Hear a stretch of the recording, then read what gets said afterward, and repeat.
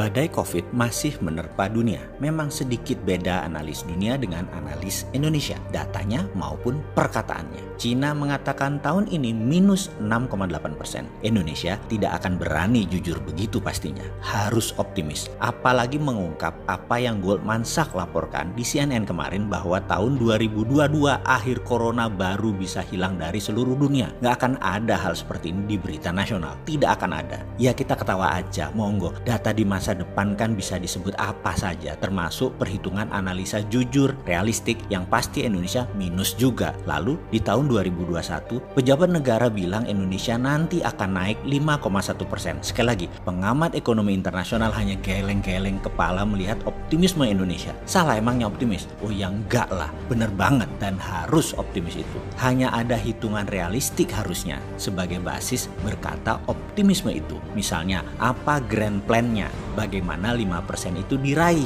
Nah, yang diperlihatkan bukan angkanya dulu naik 5%, tetapi perlihatkan bagaimana 5% itu dicapai. Kalau 5% yang ditonjolkan, kalau hanya kata-kata 5% yang digaungkan, ya semua orang yang nggak usah doktor ekonomi untuk mengatakan seperti itu. Bilang aja, tahun 2020 ini Indonesia naik 5%, tahun 2021 naik 7% pertumbuhan ekonomi nasional. Wis ngono wae. Dan caranya, jawabannya simple, bukan urusan saya. Loh kok gitu ya, jangan gitu dong bos. Oke, kita kontribusi bagaimana? Kita ini kaum Sontoloyo bukan tipe penghujat kegelapan, juga bukan orang yang menyalakan lilin. Kita ini adalah orang yang bikin pabrik genset sekalian. 4 level di atas nyalain lilin, di atas nyalain listrik, di atas nyalain genset. Kita bikin pabrik genset sekalian. Apa yang kita akan lakukan? Kita bantu UKM terbang. Karena kita semua tahu setelah badai corona yang tidak akan selesai-selesai karena cara penanganannya seperti ini.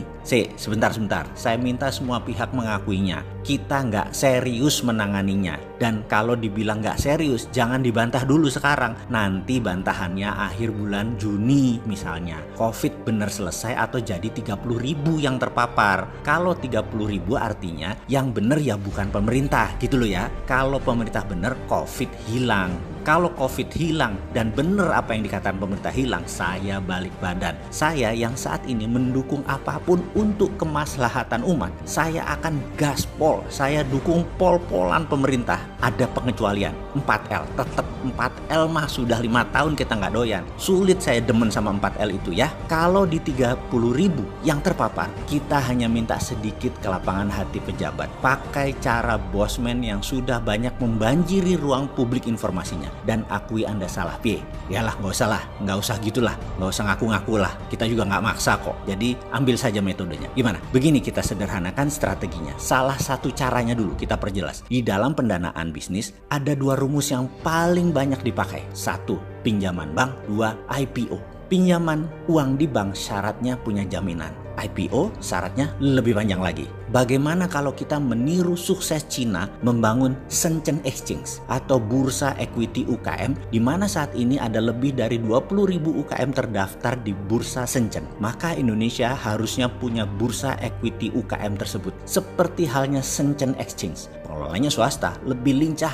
lebih agile. Beda dengan Shanghai Stock Exchange, beda dengan Hong Kong Stock Exchange atau Hang Seng, atau juga dengan New York Stock Exchange. Maka Shenzhen lebih dinamis karena UKM lebih sederhana pembukuannya, lebih simple data-datanya, gampang mereview produknya, mereview service dari UKM. Lihat saja produknya, lihat saja outletnya, lihat saja tokonya, apapun itu lebih sederhana. Sehingga tidak diperlukan yang namanya Arthur Andersen untuk mereview, Ernst & Young atau PwC untuk mengaudit. Pelanggannya sendiri yang menilai bisnis UKM. Seperti halnya Anda setelah naik Grab misalnya, Anda sebagai penumpang memberi rating kepada drivernya. Driver memberi rating pada penumpangnya. Sehingga apakah Anda penumpang bintang 5 yang kalau Anda lagi butuh Grab atau Gojek, Anda dispesialkan duluan, atau Anda driver bintang 5 di mana kalau ada permintaan dalam tanda petik Anda akan dapat duluan walaupun Anda agak jauh. Sistem akan mendulukan Anda karena Anda driver bintang 5. Demikian juga dalam bursa UKM. Rating ditentukan oleh pelanggan dan investor itu sendiri.